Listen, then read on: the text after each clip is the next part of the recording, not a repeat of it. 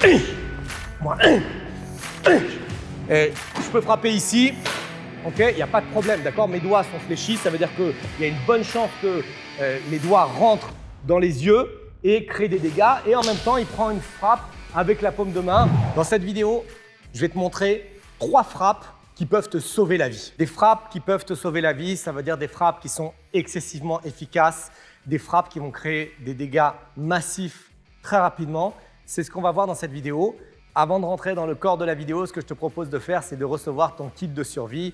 Dans ton kit de survie, il y a la version numérique de mon livre best-seller Défendez-vous, mais il y a aussi de nombreuses autres vidéos qui vont te permettre d'apprendre à te défendre et de développer ta technique, ta tactique, ton mental et ton physique. Pour pouvoir recevoir le kit de survie, tu trouveras le lien sous la vidéo. Alors, des mouvements qui peuvent te sauver la vie, des percussions qui peuvent te sauver la vie. D'abord, je vais te parler de l'idée générale. L'idée générale, c'est de faire très vite, très mal. Et tu vas voir que les 3 frappes que j'ai sélectionnées ont des objectifs différents. La première frappe dont je vais te parler, c'est une frappe au niveau des jambes. Et l'idée de frapper dans les jambes, c'est de créer ce qu'on appelle une impotence fonctionnelle, c'est-à-dire que la personne ne peut plus marcher et ne peut plus se déplacer. Et donc, si jamais j'ai un agresseur à qui je casse un genou ou à qui je casse un pied, premièrement, on n'est pas dans quelque chose d'excessivement violent, comparativement à une frappe en pleine tête, une frappe dans la gorge ou peu importe ce qui peut être plus violent. On est sur des zones vertes, des zones où on peut frapper et ça ne va pas créer la mort. Et deuxièmement, surtout, une fois qu'il a le genou cassé, c'est compliqué pour lui de se déplacer, c'est compliqué pour lui de continuer à avancer, c'est compliqué pour lui de créer des dégâts. La deuxième zone qu'on va voir, c'est les parties génitales. Les parties génitales, je ne sais pas si tu as déjà reçu des coups dans les parties génitales, mais ça fait excessivement vite mal, ok? Ça fait excessivement vite, ça fait excessivement mal très vite. Il y a plusieurs personnes qui disent « non, c'est pas vrai, regarde, il y a des gens qui reçoivent des coups dans les parties génitales, etc. » C'est une zone où il y a une douleur intense qui vient rapidement. Après, si la personne est droguée, si la personne est sous alcool, effectivement, il y a des cas exceptionnels où la personne ne va pas ressentir. Cependant, on voit dans des matchs de MMA, donc des combats dans les cages, des gens qui sont prêts au combat, des gens qui ont une coquille, des gens qui ont plutôt un mental de guerrier. Ils prennent un coup dans les parties génitales, c'est terminé. Il n'y a plus personne et pendant 10 minutes, ils sautent sur place. Alors peut-être qu'il y a un peu de jeu dans l'histoire pour gagner des points, pour gagner du temps, peu importe. Mais tu peux observer ces vidéos et tu vois qu'il y a une très grande souffrance qui vient très vite. Et la troisième zone qu'on va voir, c'est au niveau du visage et principalement les yeux. Et l'idée, c'est quoi? C'est de reproduire la même chose qu'au niveau du genou. Le genou, je l'empêche de marcher. Les yeux, je l'empêche de voir. Et c'est très dur de combattre sans voir. Ok? Alors, première frappe, on y va. La frappe dans les genoux, on va apprendre ce qui s'appelle le coup de pied écrasant. C'est cette forme. Ok? Donc, je viens écraser son genou, frapper au-dessus du genou pour tendre sa jambe et emmener la jambe dans une position inverse de sa physiologie. Ça veut dire que le genou, son but dans la vie, c'est de faire une flexion. Et là, je vais l'emmener en extension max. Je vais appuyer dessus pour fracturer le genou et créer le maximum de dégâts possible sur le genou. Je vise un tout petit peu plus haut du genou, sur le tendon quadricipital, et j'appuie en arrière pour frapper. D'accord? Mes doigts de pied sont vers l'extérieur, mon talon est vers l'intérieur, et j'ai le maximum de surface pour appuyer. Mes mains sont bien en garde. Je ramène mon genou en arrière et je peux reposer mon pied en arrière. Donc, tu vois qu'il y a un mouvement d'armée, un mouvement d'extension et un mouvement de flexion pour pouvoir revenir. Et l'intérêt de ce mouvement, c'est que si on est un peu plus proche, par exemple son pied, je peux faire la même chose aussi au niveau de sa cheville. Tu vois, c'est le même type de mouvement. Donc là, je vais faire sur le sol. Ce type de mouvement avec le talon, c'est exactement le même mouvement que sur le genou.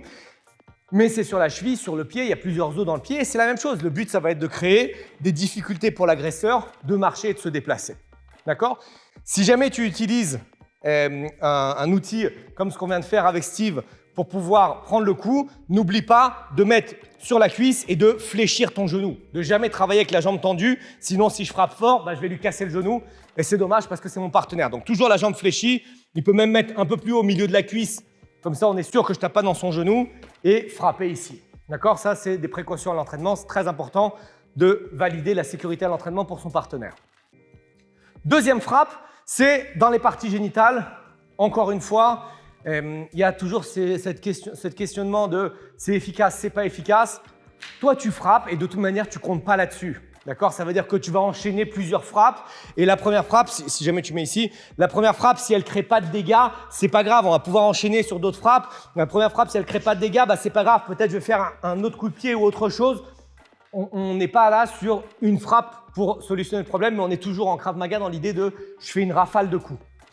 Pour pouvoir faire le coup dans les parties génitales, j'emmène mon genou vers l'avant, je déploie ma jambe comme un coup de fouet, je replie ma jambe et je peux avancer pour enchaîner sur autre chose, ou je replie ma jambe en arrière et après je peux enchaîner sur autre chose. C'est moi qui décide si je veux avancer ou si je veux reculer, ce que je veux faire avec ma jambe. J'aimerais t'indiquer que pour frapper dans les parties génitales, tu peux frapper avec le dessous des orteils.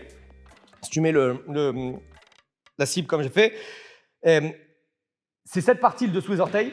Ça veut dire que c'est cette zone qui va impacter la cible. Donc ça demande une flexion de mes pieds pour pouvoir frapper. Mais tu peux frapper aussi avec le coup de pied. Le coup du pied, c'est-à-dire cette zone-là, le dessus. Et donc frapper un peu comme si ça, c'était un ballon de foot. Et bam, frapper ici.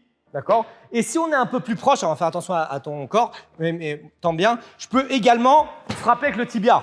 Okay? Mettre un coup de tibia. Donc tu vois que je suis passé derrière mon pied ici. Donc on a soit la zone du dessous des orteils, soit la zone du coup de pied, soit la zone du tibia. Et ça dépend de la distance. Si je suis proche de mon partenaire, je mets un coup de tibia dans ses parties génitales, très efficace. On est un peu plus loin, je peux mettre un coup avec le coup du pied. On est encore un peu plus loin, je peux venir pousser avec le dessous des orteils au niveau des parties génitales. Et c'est, encore une fois, très efficace. Ça, c'est la deuxième frappe. Troisième et dernière frappe, eh bien, on va viser la zone des yeux. Et la zone des yeux, c'est très efficace parce qu'à partir du moment où il a une frappe dans les yeux, eh bien, il va être beaucoup moins prêt pour combattre parce que ça va créer une douleur très intense, très rapide. Il ne peut plus voir, il va avoir les yeux qui sont troubles, la vision qui est troublée et c'est compliqué pour lui de survivre comme ça. Il y a dans des matchs de MMA récemment des coups qui ont été donnés dans les yeux sans faire exprès, c'est impressionnant, c'est fini, le coup il est mis, et encore une fois, hein, c'est des guerriers, encore une fois, il y a de l'argent qui est en jeu, il y a la pression, il y a l'adrénaline, il y a tout ce que tu veux, donc on peut se dire, non, mais ils ne vont pas ressentir la douleur, c'est fini, un doigt dans les yeux, et quasiment tout le temps, le combat s'arrête. Donc les formes qu'on peut utiliser pour mettre les doigts dans les yeux, cette forme par exemple, c'est comme un coup de poing direct, c'est comme un coup de paume de main, mais on va cette fois-ci plier les doigts pour amener les doigts vers l'avant et essayer d'enfoncer les doigts dans les yeux. D'accord? Moi, j'aime bien cette forme-là parce que même si c'est une surface dure derrière, parfois dans les commentaires de mes vidéos, je lis « Oui, vas-y, tu fais ça et tu vas te casser les doigts, etc. » Toujours des commentaires négatifs pour empêcher les gens d'avancer. Mais nous, on est des guerriers, on est plus fort que ça, on continue à avancer, on continue à apprendre et on continue à se protéger. Donc, c'est possible de frapper comme ça sans se faire mal, il n'y a aucun souci. Un doigt, c'est quand même solide tant qu'on ne fait pas des choses qui nous mettent en danger. Donc, cette position, elle est acceptable. Tu fléchis les doigts en avant, mets la cible. Je peux frapper ici. OK, il n'y a pas de problème, d'accord? Mes doigts sont fléchis. Ça veut dire qu'il y a une bonne chance que les doigts rentrent dans les yeux et créent des dégâts. Et en même temps, il prend une frappe avec la paume de main pour être efficace. Donc, on peut frapper comme ça. C'est aussi possible de frapper comme ça. Ça veut dire juste de venir faire comme un marteau, mais avec les doigts tendus et de venir comme rayer.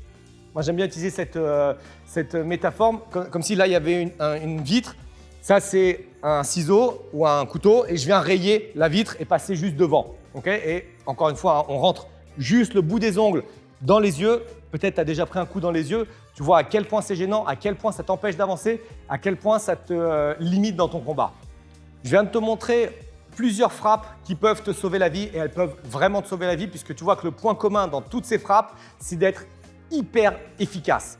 Il faut faire attention avec les frappes hyper efficaces, c'est que justement elles sont hyper efficaces donc il faut les mettre au bon endroit dans le combat. S'il y a une personne qui t'insulte et toi tu vas lui crever un œil, lui frapper dans les parties génitales et lui casser le genou, bah tu n'es pas en état de légitime défense et encore une fois je t'invite toujours à te référer au texte relatif à la légitime défense. C'est vraiment important d'être à l'aise avec ces notions. On me pose parfois la question, qu'est-ce qu'on fait si la personne a des lunettes?